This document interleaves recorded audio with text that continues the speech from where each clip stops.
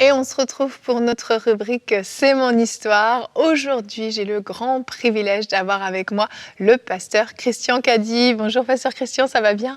Bonjour Eoline, oui très bien, merci. Merci d'être avec nous, d'avoir accepté l'invitation. C'est une grande joie. Joie partagée. Ouais. Vous avez fait déjà 2 rubriques C'est mon histoire, mais pas avec moi. Vous étiez seul devant la caméra. À l'époque de la pandémie, on avait voulu capter quand même votre témoignage incroyable. Vous avez un témoignage vraiment extraordinaire, comment Dieu vous a sorti vraiment d'une enfance horrible, affreuse, je ne sais pas, j'ai pas de mots. Donc si vous souhaitez d'ailleurs aller écouter le témoignage du pasteur Christian, je vous invite à aller sur YouTube, simplement de taper son nom, c'est mon histoire. Et aujourd'hui, c'est une toute autre histoire que vous nous racontez, mais tout aussi importante. C'est finalement la suite de votre conversion, parce que vous allez nous parler de votre appel, en fait, et un appel vraiment particulier. Tout d'abord, donc, quand vous vous êtes converti, vous avez tout de suite eu un peu ce feu pour les perdus, ce désir de témoigner, ce fardeau pour les perdus, si on veut bien, c'est ça? Oui, exactement. Mais disons que dès l'instant où j'ai fait cette rencontre avec le Seigneur Jésus, voilà, dès l'instant où ma vie a été changée, et ça a été vraiment un véritable miracle. Vraiment. C'est un miracle extraordinaire d'être devenu à la lumière. J'étais dans les ténèbres les plus noires, les plus épaisses, et puis voilà que je suis venu à la lumière, et ce miracle donc a modifié le parcours de ma vie. Oui. Ça a tout changé, ça a tout modifié, et j'ai compris l'amour inconditionnel de Dieu. Voilà, j'ai compris l'amour de Dieu, j'ai vécu l'amour de Dieu, alors que dans ma vie, personne ne m'avait jamais aimé. Oui. J'étais, au contraire, même quelqu'un qui était rejeté. J'ai compris que quelqu'un m'aimait et Dieu m'aimait. J'ai compris cela, et quelque part, donc, quand dans mon cœur j'ai ressenti cela, j'ai ressenti également cet appel de partager immédiatement, voilà, ce que j'avais expérimenté. Parce que quand on reçoit une bonne nouvelle, on aime la partager. Exactement. Voilà, une mauvaise, on ne la partage pas trop, mais une bonne nouvelle, on aime la partager. Et c'est ce que j'ai commencé donc à faire très, très, très rapidement. Voilà, tout de suite, je parlais autour de moi de Jésus. Voilà, je distribuais des traités, je faisais aussi des campagnes d'affichage. Voilà, dans les rues. Hein. Dans les rues, dans les campagnes, partout donc où j'avais la possibilité, je faisais cela. Je faisais aussi les marchés. Voilà, j'installais un petit stand sur le marché, et là je parlais de Jésus. Je faisais aussi quelquefois du porte-à-porte. Voilà, et où je parlais de Jésus, j'invitais les personnes à se tourner vers Jésus, voilà, en sachant qu'il y avait vraiment un espoir, voilà, pour chacun, et un salut gratuit que le Seigneur Jésus donne à tous ceux qui se tournent vers lui. Et j'avais aussi dans mon cœur ce désir, voilà, de me tourner vers les malades. Okay. Vers les malades, vers ceux qui sont malheureux, ceux qui sont esclaves, enchaînés, et entre autres, bon, ceux qui sont en prison aussi. J'avais toujours une journée par semaine pour visiter quelqu'un en détention, et bon, je cheminais comme ça, et tout allait bien, et dans mon cœur, je savais que je devais servir Dieu.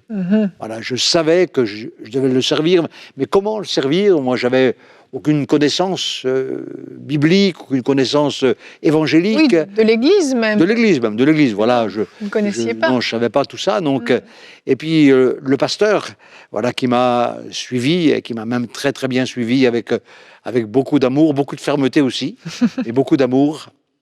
Un jour, il me dit, écoute, Christian, je sens dans mon cœur que sur ta vie, il y a un appel. Il y a un appel de Dieu, il y a un appel divin. Alors tu sais, il faudrait que tu puisses voilà, aller dans un institut biblique. Voilà, et là, tu pourrais donc approfondir la foi, à l'étude de la parole de Dieu, et puis aussi, donc, ça pourrait aussi permettre que tu sois un peu structuré. Parce que ma vie était quand même pas trop structurée. Quoi. C'est Donc, ça. Vous veniez de très loin quand même. Voilà, donc là, à ce moment-là, finalement, c'est un peu les portes du pastorat qui vont s'ouvrir à vous au travers de cet institut. Voilà, donc alors j'ai accepté. Là, j'ai accepté. Bon, quoique c'était un peu difficile, hein, quand même. Les premiers temps étaient très, très, très difficiles. J'avais pas l'habitude, voilà, de me retrouver avec un milieu, dans ce genre de milieu, quoi. Donc, et bon, mais rapidement, au bout de quelques mois, les choses sont très bien passées. Et puis là, donc, bien sûr, j'ai étudié la parole de Dieu, tout en gardant les après-midi un moment pour sortir dans la rue, toujours pour évangéliser.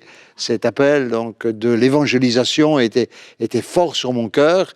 Et puis en sortant donc, de cette école biblique, voilà, je ne sais pas trop comment Dieu allait m'utiliser, et des portes sont ouvertes pour rentrer dans le ministère pastoral. Wow.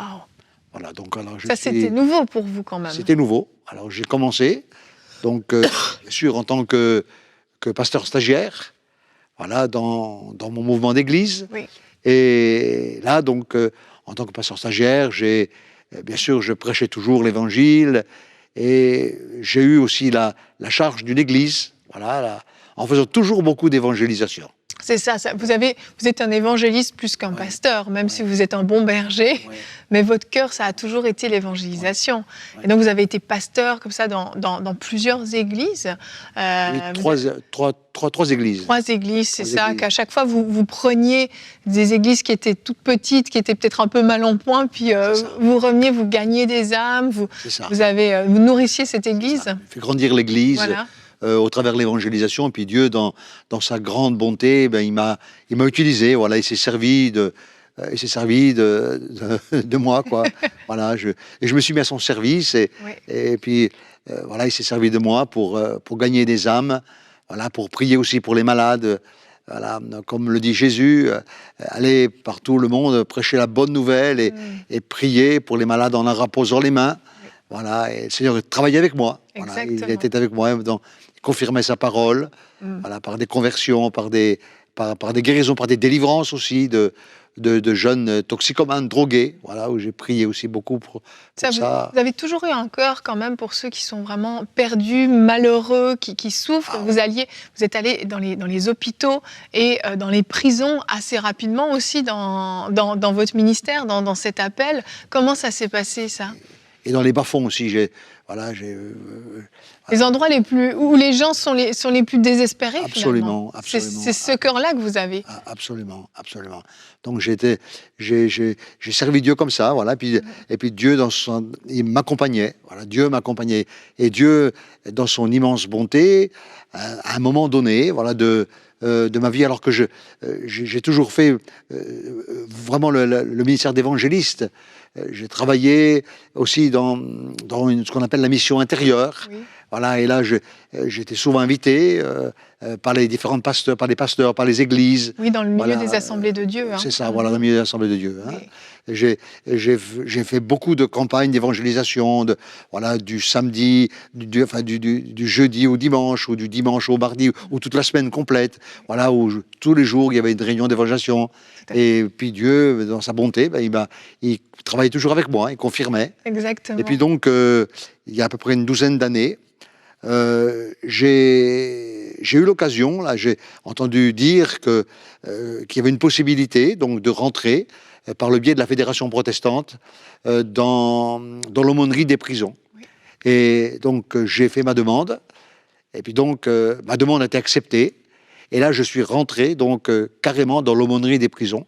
J'ai un peu cessé donc de faire des campagnes d'évangélisation, voilà, pour me consacrer particulièrement donc dans le milieu carcéral. Vraiment. Et j'ai tout de suite eu vraiment à cœur ce milieu de souffrance, milieu de violence, de grande violence. Voilà, Comment ça se passe là-bas, justement Vous me disiez qu'il y a énormément de violence, c'est peut-être qu'on ne connaît pas quand on est de l'extérieur. Ça se passe comment ? Oui. Alors, dans le milieu carcéral, la première violence, c'est d'abord le choc carcéral. Il y a le choc. Même pour les multirécidivistes. C'est quand on arrive, ça, c'est quoi, le premier jour? Tout de suite, il y a un choc. Quand la porte de la cellule se ferme, donc c'est le choc. On se retrouve enfermé entre 4 murs, et pour combien de temps? Voilà. Hein, donc il y a le choc carcéral, et il y a le choc. Il y a le choc tout de suite d'entendre, là pour ceux qui ne connaissent pas trop la prison, d'entendre les cris, d'entendre les hurlements, le bruit des clés, les insultes, parce qu'il y a beaucoup d'insultes, et là donc les odeurs, hein, chaque prison a son odeur, voilà, donc c'est un choc. Et le manque de végétation, hein, il y a les barreaux, les grilles, le béton, le grillage, les fils de fer barbelés, et là, il y a beaucoup pleurent, hein, beaucoup pleurent, et beaucoup pensent également au suicide. Au suicide, c'est ça. Oui, beaucoup pensent au suicide. Vous l'ont dit d'ailleurs. Parce que vous, quand un prisonnier arrive, vous allez le visiter idéalement dans la première journée, si vous pouvez, en tout cas dans les premiers jours où ils arrivent, vous allez leur rendre visite. Et certains, vous me disiez, vous ont dit qu'ils se seraient suicidés si vous n'étiez pas venus les visiter. Effectivement, beaucoup m'ont dit ça, oui, beaucoup. Heureusement que vous êtes venus, parce que sinon on serait passé à l'acte. Wow. Voilà, heureusement que vous êtes venus, et merci encore d'être venus, parce que ça fait partie du choc carcéral. Hein, puis après, donc, il y a aussi dans la cellule, comme il y a une surpopulation carcérale, donc dans une cellule de 9 mètres carrés, voilà, quelquefois on se retrouve à 3 et souvent, et quelquefois 4. C'est terrible. Et donc là aussi, il y a de la violence. Hein. Oui. Et puis il y a aussi le racket. Là, le racket dans le milieu carcéral. Et là, donc, c'est quelque chose de difficile. Alors donc, mon ministère dans ce milieu, c'est d'aller donc les rencontrer, d'aller d'abord les écouter. Hein. Il y a beaucoup d'écoute. D'accompagnement après, donc je les accompagne. Voilà, pour ceux qui veulent la prière, il y a aussi la possibilité, donc le samedi matin, d'avoir un culte.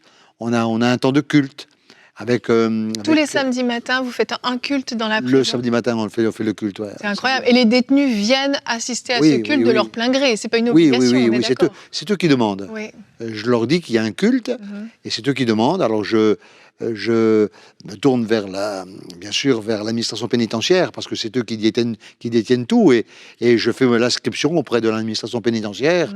Et là, donc, les détenus viennent au culte, et ces cultes sont vraiment appréciés. On a de très, très, très bons moments de louanges, voilà, et de prédication et de prière. C'est magnifique. Il y a eu vraiment, vous avez plein de témoignages qu'on n'a malheureusement pas le temps de partager aujourd'hui, mais vraiment plein de témoignages de personnes qui ont été sauvées au travers de ce ministère dans les prisons, mais à l'extérieur aussi.